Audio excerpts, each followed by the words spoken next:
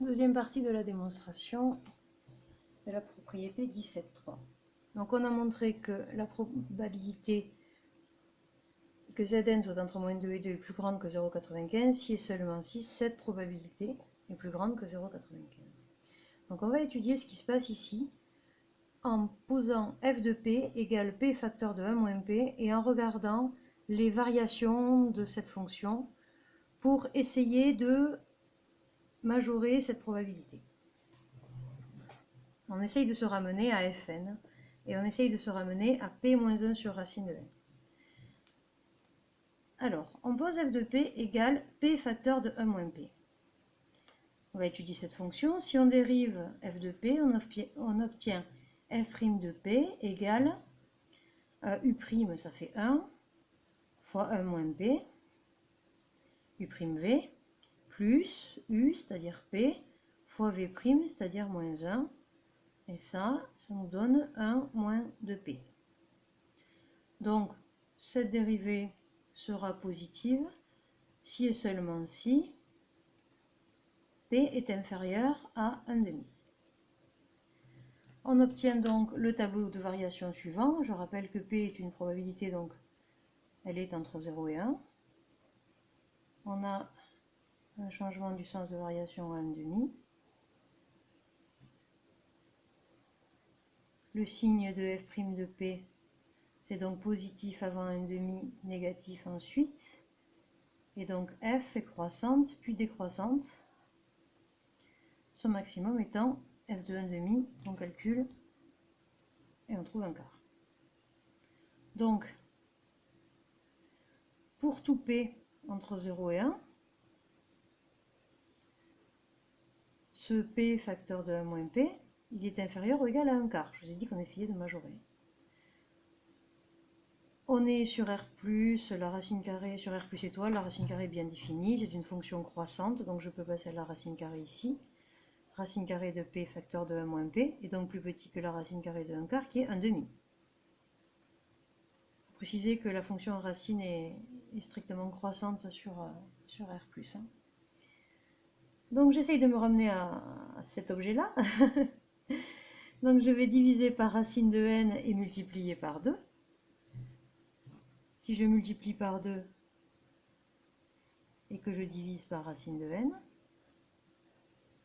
donc je divise par un positif, je multiplie par un positif, ça ne change pas le sens de l'inégalité. Donc je suis en train de multiplier par 2 et de diviser par racine de n. Ici, ça se simplifie.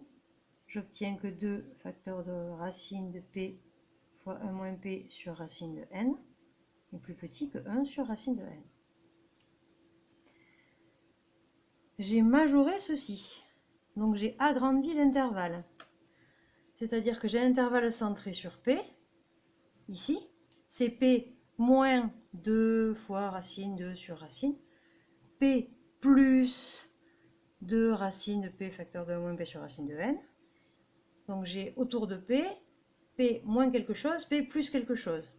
Si je dis que cet écart-là que j'ai soustrait de p, que j'ai ajouté à p, est plus petit que 1 sur n, si à la place de cet écart que j'avais au départ, j'enlève 1 sur n, j'enlève plus, ou j'ajoute plus. Donc je suis en train d'agrandir l'intervalle. Si je remplace ça par 1 sur n, j'agrandis l'intervalle. Si j'agrandis l'intervalle, j'obtiens une probabilité supérieure. La probabilité d'être dans cet intervalle est plus faible que la probabilité d'être dans celui-là, puisque le petit est inclus dans le grand. Donc, comme j'agrandis l'intervalle, je peux écrire que pour n supérieur ou égal à n0, parce que c'est ce cas qui va m'intéresser, la probabilité que fn soit dans mon intervalle agrandi, c'est-à-dire p moins 1 sur racine de n, p plus 1 sur racine de n, ça c'est l'intervalle agrandi, il y a une probabilité plus forte d'être là-dedans que d'être là-dedans. Donc cette probabilité est plus grande que la probabilité que le même fn soit dans mon intervalle de départ qui est p moins 2 racine carrée de p facteur de moins p sur racine de n. Pardon, il n'y a pas de parenthèse ici.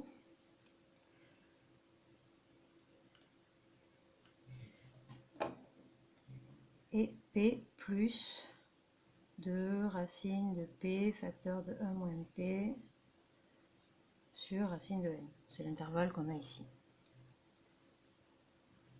Mais cette probabilité, pour n supérieur ou égal à n0, c'est-à-dire à partir d'un certain rang dans notre suite, elle était plus grande que 0,95.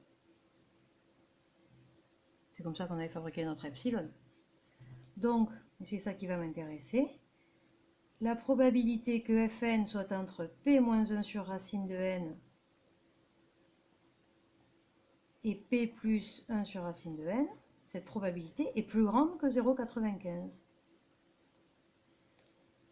Et ça veut dire que l'intervalle P moins 1 sur racine de n, P plus 1 sur racine de n, est un intervalle de fluctuation au seuil de 95%. C'est ce qu'on voulait démontrer au départ. Donc on a bien démontré que cet intervalle est un intervalle de fluctuation au seuil de 95%. Et ça, c'est quelque chose que vous avez vu normalement en seconde. On vous a donné cet intervalle, on ne vous l'a pas démontré. Vous avez utilisé cet intervalle pour estimer si des statistiques étaient valables, si c'était cohérent, si votre échantillon était bien choisi, des choses comme ça. Deuxième partie, on va montrer que pour n suffisamment grand, donc à partir d'un certain rang, hein, suffisamment grand,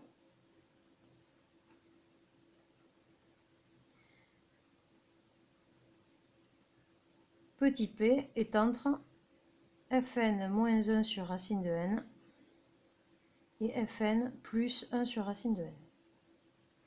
Pour ça, on a besoin de cet intervalle de fluctuation, c'est pour ça qu'on l'a démontré avant, avec une probabilité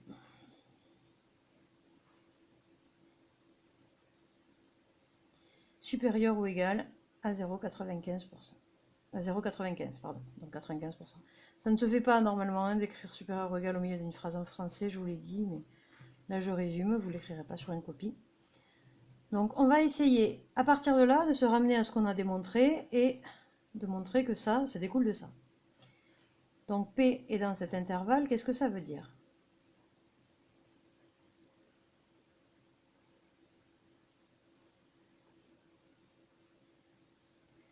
Je l'écris sous forme d'inégalité parce que je ne peux pas travailler sinon. Voilà, ça on saura quelles opérations on peut effectuer, quelles opérations on ne peut pas effectuer. Donc, moi ce que je veux ici, c'est des informations sur Fn. Donc je vais essayer de ramener Fn au centre de cette inégalité.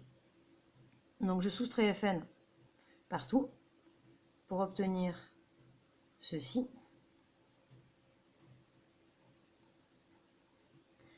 Ensuite, je vais soustraire P pour me débarrasser de ce P là. Je veux juste que Fn soit au centre de mon inégalité.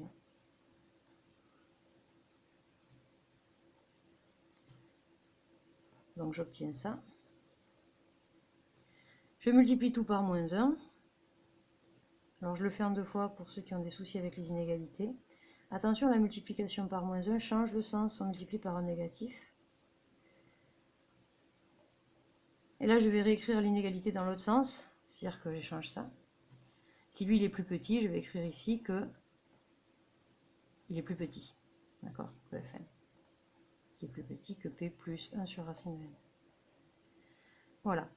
Donc là je viens d'écrire que Fn était dans l'intervalle P moins 1 sur racine de n, P plus 1 sur racine de n. Et cet intervalle, c'est justement l'intervalle de fluctuation dont je viens de parler là. Et la probabilité que ceci arrive, elle est plus grande que 0,95. Donc si la probabilité que ceci arrive est plus grande que 0,95, comme ces deux événements sont équivalents, la probabilité que ceci arrive, c'est aussi plus grand que 0,95. D'accord? On a vu que pour n supérieur ou égal à n0, la probabilité de cet événement-là, Fn dans cet intervalle de fluctuation,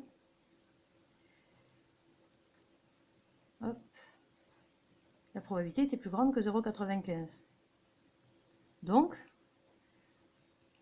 comme ce sont deux façons d'écrire la même chose, leurs probabilités, ce sont les mêmes. Pour tout n plus grand que n0, la probabilité que Fn, que P appartienne à Fn moins 1 sur racine de n, Fn plus 1 sur racine de n, elle est plus grande que 0,95. Ou si vous préférez, vous pouvez l'écrire probabilité que P soit compris entre Fn moins 1 sur racine de n et Fn plus 1 sur racine de n, c'est la même chose. C'est plus grand que 0,95. Pour tout n supérieur ou égal à n0, c'est à partir d'un certain rang, petit p est dans cet intervalle. Et c'est exactement ce qu'on voulait démontrer. Pour n suffisamment grand, petit p est dans cet intervalle avec une probabilité plus grande que 0,95. Voilà.